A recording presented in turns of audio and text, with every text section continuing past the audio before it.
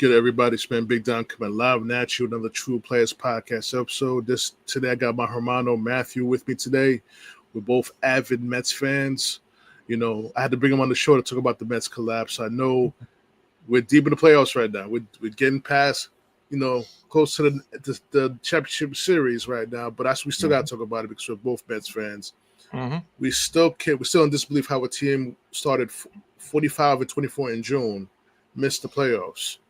Best team in baseball to fall out of the playoffs. And I just want to bring Matt along about his thoughts on the process, and then we're going to talk about a little bit about Knicks. All right, Matt, do your thing.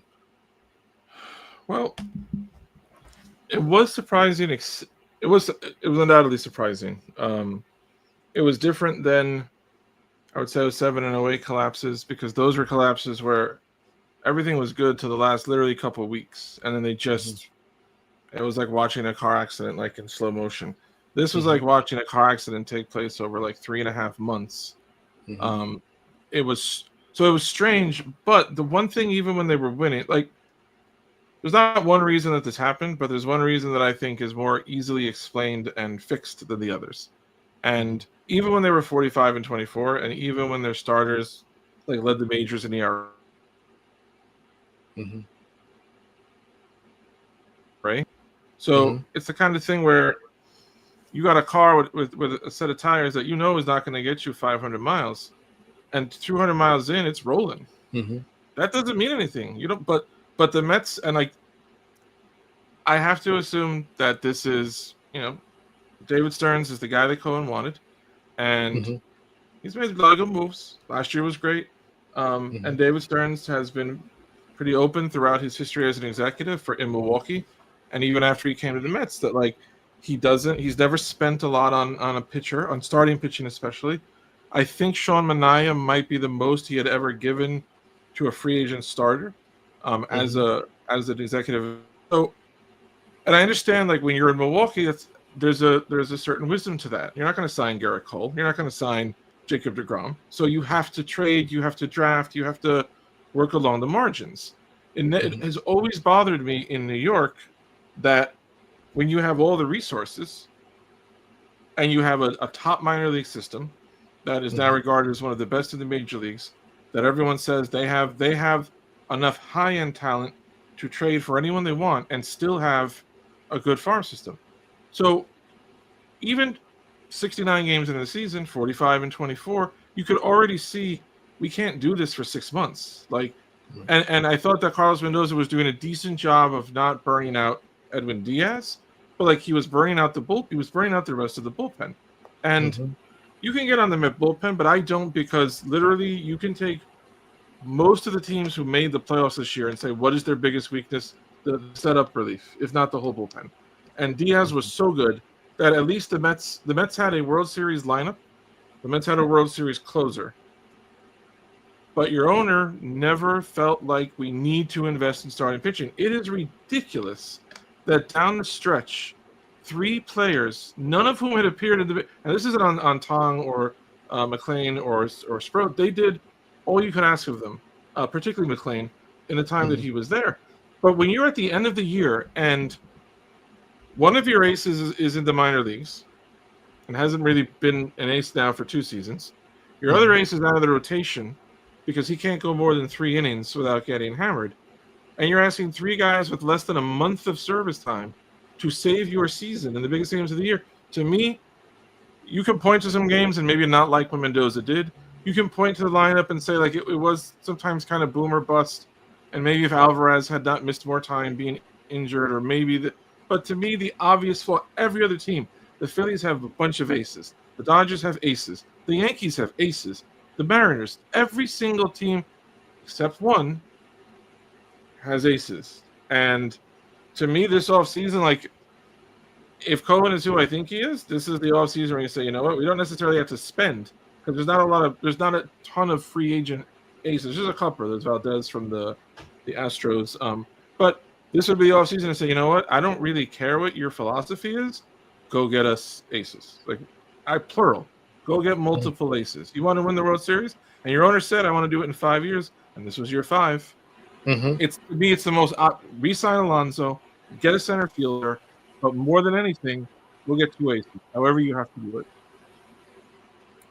I'm in total agreement with you about that, Matt. And I felt it was too much emphasis on trade deadline for bullpen. You mean tell me you couldn't get a B starter? You couldn't trade for Severino? You couldn't trade back for Seth Lugo? Someone who could at least go 5 innings, take the pressure off that bullpen. The trades for the bullpen arms was horrible. Helsey, we already know the story about Helsey. Hell, Yes. and Rogers was too up and down. I would have kept Buto. If you're gonna have that type I don't think Soto was better than what Buto could have given you over the last few months. I thought Soto started out okay, but I never really trusted him, particularly in big spots. Yeah, I mean, Helsley had, just as a quick aside, I don't know if this is right or wrong. I don't want to claim it if it's wrong, but I know we've talked about this, and I want to know if you noticed it. Ryan Helsley, you know baseball is hard. I don't criticize anybody's performance because it's easy. It's not. Ryan Helsley came in and he's trying his best. I was just reading a piece about, with all the cameras now, not just for the media, but teams tracking things with their iPads, with all the technology involved now, it's easier to catch a pitcher tipping than ever before because there's more things to notice and more people noticing. Having said that, Helsley had, I can't remember there have been some bad trade line acquisitions by the Mets over the years.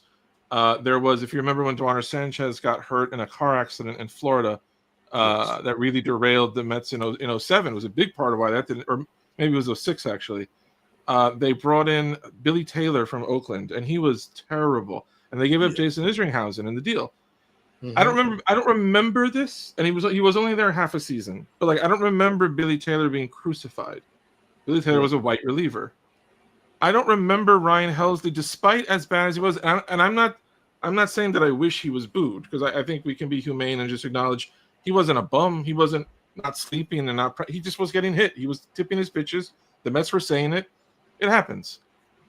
I don't remember him getting shredded. A guy with no capital and no history here, the way that I saw Armando Benitez get shredded, the way that I saw Mejia get shredded, the way that I've seen sometimes Edwin Diaz get shredded. Just how about a Familia? Point, but I just couldn't help noticing Helsley was terrible. How about Familia? Exactly. Exactly. Yeah. All right. When I said Mejia, I was thinking of Familia. Same thing. Closer who got you to the World Series, but as soon as he starts to slip, get that. So, but to your larger point, I want to know what you thought, because that there's things the manager can do, there's things that the manager can't. So we obviously will have to talk more about this Met collapse because there's so much to get into about it. We can't do it just in one episode, but I want to know what you thought as the season went on in full of Carlos Mendoza. Did you feel at the end of the season this is my manager, it didn't go well, but I'm still with him? Or did you see things that made you feel I don't like that? My fears I had when they hired him came to fruition this season. Yeah. Came to fruition. Remind me what you felt. Remind me how you felt when they hired him. I was shaking on him being the manager of the New York Mets. Yeah. Partly because he was from the Yankees and been around Aaron Boone. Aaron Boone has not had any success as a major league manager. Yes, he got to the World Series last year, but he got smoked by the Dodgers. It was not a great performance though in the World Series. No, he got to the World Series because of the talent that he had on that team. Yeah, that's the reason why he went to the World Series. Yep, I agree. And to think that he's too analytically driven, I felt you got to go with your gut. Mendoza was you got to follow your gut. There's no way. For the life of me, for the last game of the season, a game that you need to win. The Brewers already helped us out by beating the Reds. Yep. You had to win that game. Why was Sean Manaea pitching in 2/3? So that was strange to me. Going in, this is part of the issue. You get to game 162 and it's a must win. And a lot of teams at that point are like, well, we could start our ace, but we want to save him in case we get there. And with the Mets, it's like, okay, we got to start a guy who we kicked out of the rotation a month ago because he's been that bad. the logic I understood going into the start, the logic they gave was that they chose Manaea over Peterson, who had also been rough for months, because the Marlins had never faced Manaea before. They were a little more lefty heavy. That wasn't it. They had never faced him before, and Manaea has much more swing and miss stuff.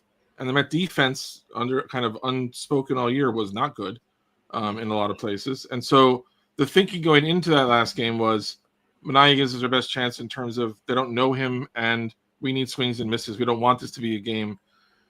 But I was very surprised. And I get that, like, you are managing it like it's a game 7. So I get that. I thought he panicked a little early. And it's fair to say Manaea didn't deserve any benefit of the doubt. Right. But when you know your weakness is your bullpen, particularly your middle relief, locking yourself in after 4 or 5 outs to, all right, our whole season now comes down to the weakest part of our team. That was, I mean, it's a desperate situation. And if he leaves Manaea in and he gets rocked, then we're like, the hell's wrong with him for leaving it? If you remember the Tom Glavine game in 07, I think it was, when Tom Glavine gave like 7 runs to the Marlins, it was a nightmare watching him just get hit and hit. So you can't win if it doesn't work out well, but it seemed a panic move to me that, like, your bullpen's weak. Don't ask them to give you 7 innings. Mm-hmm. I don't know. And Brazoban gave a good 1 inning. Yes, he did. And after that, everything fell apart. You brought in Edwin Diaz in the 5th inning, knowing that you were going to need him to save the game later on in the game. My thing is, though, as a manager, we both play baseball. You know, if I'm going to go down, I'm going to go down with my best bullets. Yep. You can't leave anything to chance. It's win or go home. So you got to go down with this. Let me ask you this, though. Mm-hmm. When you're sitting there in the dugout as the manager, and this guy, Manaea, who's had the year that he's had, is off to the start that he's off to, what is you're saying you got to go with your best guns. What at that point is the best gun? 2nd inning, you're down. You don't want this game to get away from you. What would you say, like, was at that point the better option? Well, they hadn't scored yet, though. It was 0-0. Scored off him in the 2nd. You sure? Well, he was responsible for runners on base by the 2nd inning. Okay, but I think Brazoban got out of it. I think he got out of the 2nd inning. Let me double check right now. Because I know the first run was given up by Raley. Oh, I think you're. Yeah, let me see. I have it right here. You're right. It was the 4th inning. You're right. So that did work. I apologize, Carlos Mendoza. No, you did. Brazoban was good. And then, yeah, Stanek, who all year was trash. I mean, there's a point where, okay, if you're going to bring in Edwin Diaz in the 4th, you know, as a fan, I'm very frustrated. But just trying to think about it, when your pitching has been a nightmare when your starting pitching has been a nightmare for 3 months, like, to me, like, all the manager can do is work with what you give him. You have one of the top 2 or 3 payrolls in the world, and you don't have an ace. That's negligence on the front office's part. Sometimes when you're the owner, you got to step in and tell your executive, get me the ace. Now, when you go into this season, you're not going to have a choice. You got 3 young pitchers that's going to be in that starting rotation. McLean, you and I both are in agreement. We got our ace of the future. But let's not put that pressure on him in his second year. No, you can't. You can't have. We're trying to win the World Series right now, and we're putting all the pressure on someone who probably still qualifies as a rookie because he was so barely in the league last year. I think they have to. When I try to think about it behind the scenes, I can see Cohen saying, "Look, Stern, they had a great year last year. All these things Stearns did last year worked out. He's got the benefit of the doubt. If he tells me this year, and if you look at the trade deadline, there wasn't, this amazing ace that got moved. There was talk that Florida might move Alcantara, but he didn't go anywhere. There were other aces like maybe, but they didn't go anywhere. Kansas City did not want to trade Lugo. I love him and miss him too. They were dead. They gave him an extension. They did not want him. So the trade deadline, you could also say in Stearns' defense, there wasn't that much out there, but there was something better than 3 rookies who've never done it before. Right. And it's not like the starting rotation was great the first 3 months, had a bad week, and now you don't know. You knew the tire was coming off, and you just kept driving. Not That's only that, unfortunate, but that's not an accident when it goes off the road. That's negligence. that's definitely negligence, and also not signing Severino. People are looking at me, why? What's so special about Severino? You know what's so special about Severino? He's been successful as a pitcher in New York City. Twice. With the Yankees and the Mets. That's the difference. Well, you know he can pitch there. You just saw it a year ago. Yeah. And if you had Severino had an up and down year, but if you had him the last 3 months, they're in the playoffs. Absolutely. And I think he was the only one last year they got a complete game. Yes. Yeah. So again, they need, maybe they put some young arms in the bullpen. I doubt, that the players will want to do that, but it may be an option. I do think they need to invest in a center fielder who can hit and field. That would be nice. But you cannot get to March and be selling Senga and Manaya and the 3 rookies and Peterson, who's never had a good full season. Like, you can't. There is not one person on that rotation that you can say right now. Even McClain, as great as he was for a month, there's no one on that rotation that you can say that person is a lock next season to be a starter that I trust going into the season. They don't have one pitcher that you can say that about. They didn't invest. And another thing too, before we segue into the Knicks, I know we got to continue this conversation on next episode, on another episode, definitely. We're going to call this part 1. Part 1, yeah. We'll call this part 1. How do you feel about the Mets firing all the coaching staff except for the manager? I never liked this. If you don't, the Mets have now for a while not had anyone last, I think, more than 2 years. I think this goes back to Mickey Callaway. I think Hollins might have been the last one. There's Callaway. There was the Luis Rojas. Beltran didn't even last like a month. Like, there's been less patience. But to me, there's a big collapse. Either the manager's part of the problem or he's innocent of it. If all his coaches are guilty, he can't be innocent. No. And again, I'm not saying he has to go, but how do you say we trust you, just not judgment with any of the coaches that you had? Jeremy Hefner has been there now through 2 different owners, 3 or 4 general managers, and I don't think anyone this year can say. The only guy I will say, I can't remember his name now. There was a guy who was the catcher's coach, and I would say, given the year that Alvarez had when he was healthy and Torrens had playing, I was very happy with the catching. Pretty much throwing people out and the offense. Like, if there's one dude, but if you're going to get rid of everybody else, I don't understand keeping the manager. Right. To me, it's very strange. Especially when the talk of the town is Carlos Beltran may be the bench coach of that team. Yeah. And talk about pressure. Yep. Not just Carlos Beltran. That's about Edgardo Alfonso possibly be part of the coaching staff. The ice is thin under Mendoza right now, and he knows that. And it'll be very interesting to see who they hire, because whoever they hire is all but officially like, this is who's on deck if we fire you. Everybody knows it. So it'll be interesting to see how much say Mendoza has into that also. But we'll see. Even Willie Randolph has been talked about. So the first let SNY bring back Keith Hernandez, and then we can figure out what's going to happen with all these other guys. But yeah, it will be a more dramatic winter than I think it had to be. Bring back Mex. First, bring back Mex. I love having Keith in the booth with Ron and Gary Cohen. Yep. Yeah. So definitely. So, like I said, man, we got to continue this. Another episode, finish this off. But let's segue quickly into the Knicks preseason. 2 games in Abu Dhabi. What I saw, the first game, they started Dadier because OG was injured with the hand injury. I seen a lot of Dadier on court. My question to you, is Dadier being showcased to be traded? Yes. To get Brogdan that roster spot? I think yes. I think 100%. I don't think you fire Thibodeau and make the moves you have made this year at the end of the bench. They want veterans everywhere. The lesson that they've gotten the last 2 years losing to Indiana has been like, you have got to be deeper.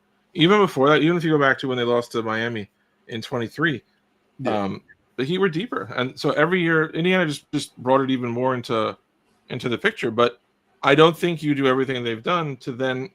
Dadier, from what you hear, is regarded like he's regarded around the league as like this is a worthwhile project. Like this kid could be there. Nobody right now seems to think like, oh my God, he's a special player. So I'm very torn on it because part of me thinks like if you're trading Dadier so you can get Malcolm Brogdan or Garrison Matthews onto the roster, I don't want to think this way, but like your season's probably not going to come down to those two guys. Like it really shouldn't. If it does, it's like the Mets, then that's a problem. So how many young people can you trade before at some point you have to, just the way the rules are now with the cap, like everybody on your team can't make $30 million a year. You've got to have cheap talent somewhere.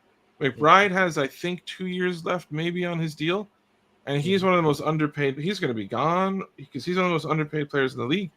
You have to have young stuff somewhere, but on the other flip side of the coin, you can be optimistic as a Knicks fan. They're like, okay, they're going for it. Like they really are. From where they finished last season, add Clarkson, add Yabusele, probably add Brogdon, add Shamet, Endor Matthews. Like, I think it's a lot of guards, but like whatever. At least you can say like they're definitely adding more talent than they had a year ago. Definitely. But I think to your question, they're trying to shop Dadier because they want to. There's been a little talk that like I don't think they'll do it. A little talk that like if we traded Deuce, like we could get a much better deal back. But I think they feel like we want to win a title this year, and McBride is someone who would help us do that. We're keeping him. But anyone who's not, Hukporty's liked a little bit more by some teams than Dadier because of his body. Hukporty has a really Dadier. You figure will grow into it. But Hukporty already has the body for the skills that he needs to have. So we'll see what happens. But I would expect you will see. I think some of it was OG, but I think if in a different season somebody else would have started. They started Dadier because they want to make him put the best people around him that you can, make him look as good as you can, and try to get a couple of seconds for him. I'm not too happy about trading him because, like you said, it's a project. We drafted the project a couple of years ago, which turned out to be Mitchell Robinson. And look what Mitchell Robinson is doing right now. Yeah, 16 rebounds in 18 minutes in a preseason game. So the Knicks' response would be that Robinson was considered an elite athlete when he came out of high school. Dadier was never considered an elite. He's a good prospect. He's not an elite athlete. He's not an elite scorer. He's a nice player who has the body that could fit into like an NBA wing. I want to go further back in Knicks history.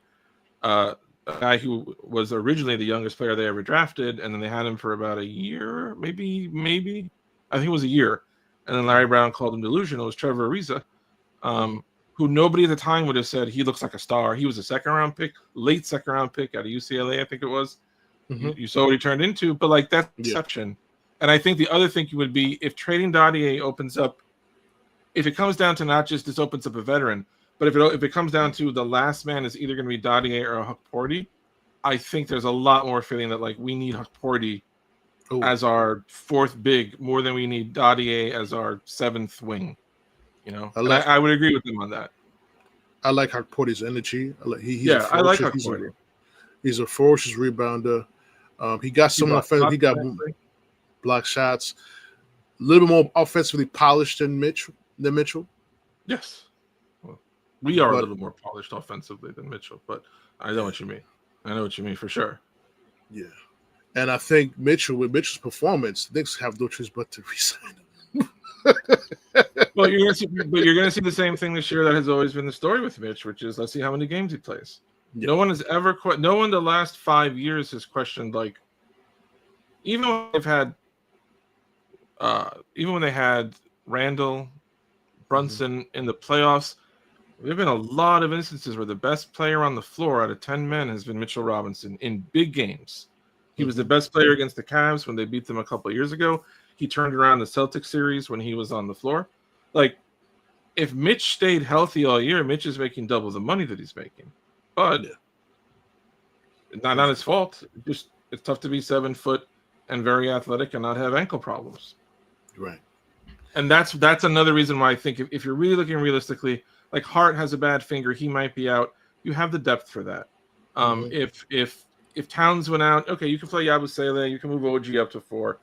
But if Mitch goes out, especially if you don't want Towns at the 5, which defensively there's times you don't, Haporti becomes a critical, like, Yabusele cannot be like the last big man standing for your roster. Like, there has to be someone else behind that. And I think Haporti is a good 4th big. Yeah. But what I'm seeing from this offense, and for Mike Brown, to his credit, this team has been playing better defense from what I saw. The rotations are crisper. Yeah. It's because of everybody's. Is it because his offense allows everybody to touch the ball? I think he's definitely more creative than Thibodeau was. I think also Mike Brown, I think, probably has an organizational mandate that, like, you have to play this many people. Like, you can't play 7. You have to rotate because you are going to play 9 guys minimum, if not 10. And he himself has said he figures he's going to play 9, maybe 10 guys.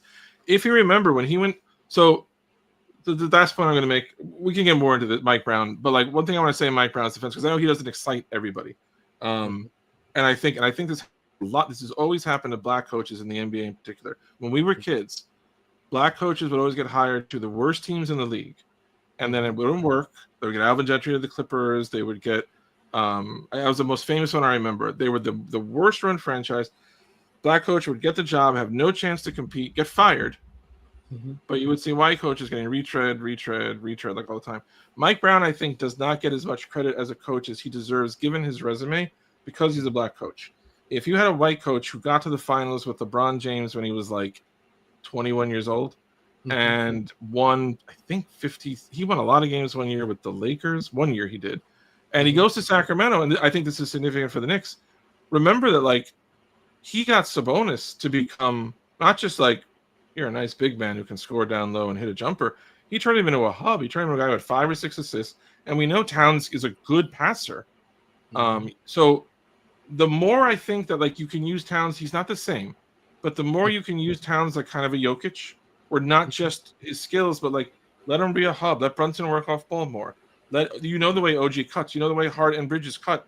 Give Towns that kind of responsibility. I think people might be very surprised at how incredible this offense can look with a coach who's not afraid of the things that the last coach was afraid of. Like, I think it could. I think the first year, especially with Mike Brown, could really go like very, very well because this is a gifted offensive mind. Listen, he came through the Popovich system. He came through Steve Kerr's system. This guy came through 2 good systems. Yes. He's been an Olympic coach. He has worked with LeBron. He's worked with Kobe. He's worked with Steph. He's worked with, De'Aaron Fox. He's worked with everybody. He's worked with more great offensive. If you look at Thibodeau's history, there's no question. And I did a deep dive on this a year ago on it when they first hired Tibbs. I remember I did a deep dive on like his Chicago teams, his Minnesota teams. Like, there was never a suggestion that like there was something special there offensively. There was defensively, not offensively. Mike Brown, the Kings were a record-setting offense like 3 years ago. At the time, they were the most efficient offense in NBA history.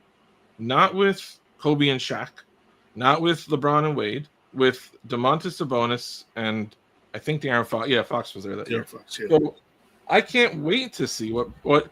And one thing you saw last year, there was never a point where the Brunson Towns 2-man game looked as dangerous as you assumed coming into the season.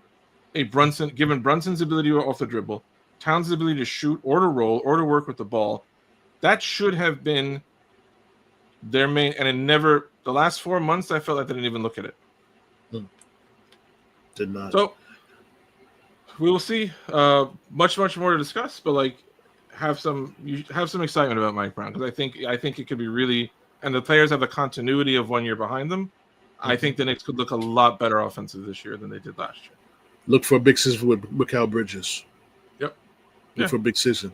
And before I let you go, Matt, you mentioned about how black coaches get treated like shit when they don't do well. There's a guy in the New York Jets who is getting his bell rang, a former All-Pro player for the New York Jets. I've seen it in the Facebook groups. Said fire him after 3 games. I'm like, listen, you guys was not saying that for Adam Gase. You were not saying that. You had to mention the last time the Jets had a winning season was with Rex Ryan. No, they didn't. They had a winning season with Todd Bowles. That was their last winning season. Yes, they did. They didn't make the playoffs, but they had a winning season. And again, kind of similar. Last thing, just the only thing I'll say about the Jets, because there's the only thing there is to say about the Jets.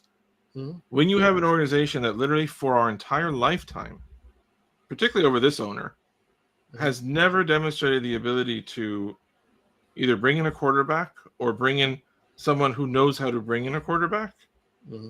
That's not Aaron Glenn. Aaron Glenn came into the worst franchise in the NFL, other than maybe the Browns, and not the last 5 years. Like, this has been the worst through our lives. For most of our lives, it's been this. There's not another team in sports whose logo is same old blanks. There's no one else. That's the Jets. No. If you're going to turn on Aaron Glenn after 5 games, there's not a human being on earth. Stop watching football. Right. There's nowhere for you to go if you're ready to turn on a guy who embraced this. One of the only people alive who wants this, like, who, he didn't want this job because I would like to be an NFL head coach.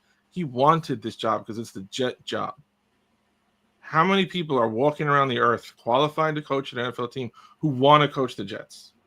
Not a lot. He's not leading a good quarterback. I'm not slamming Fields. It's just the reality. Like, he doesn't have no one is envy of his quarterback. They have a terrible infrastructure. They have a terrible. He's literally like, this is a house renovation. He's in the 2nd week of it. You can't come in now and say, like, it doesn't look good. Yeah. You see what the people who lived here before did to it? Don't give me 2 weeks. It didn't take 2 weeks to get like that. Right. It didn't take 5 games to get like that. Yeah. He has a lot of mess. He got a lot of mess to clean up. I mean, granted, with Salah, the team was a top 10 defense through most of his years there. Yeah. But there's some habits that's with that team that was generated from the time that he was coaching the team. And Aaron Glenn came from Bill Parcells' school. Yeah. There's a lot to clean up. There's a lot to clean up. But keep that same energy. If he turns it around, I want to hear that same. I want to hear that same praise. As out of anybody, I want Aaron Glenn to succeed as a New York Jet coach because he is a New York Jet. He is a New York Jet. Yeah, he's very easy to root for. You know. Yeah. For sure. So man, I don't want to hold you up any longer. We gotta set up another time. We can continue Mets talk. We'll do part 2. There's a lot more to get into. Exactly. So guys, stay tuned. Stay tuned tomorrow. Recap week 5. Jets and Giants losses. It's gonna be a very short episode. I'm kind of distraught. You mad seeing it when I mentioned about Aaron Glenn. I'm gonna talk about. I'm coming after you New York Jet fans over in them Facebook groups saying that he need to be fired right now. He's get a real coach. Yeah, I see that. And I noticed you got to lose complexion of your skin too. So yeah, we don't get into that. Yep. So definitely, it's your man Big Dom. Sign off. Matt's gonna be back with us for another episode. Yep, we'll do it up then. So we do it up then. Peace, people. I'll see you tomorrow. Take care, everybody.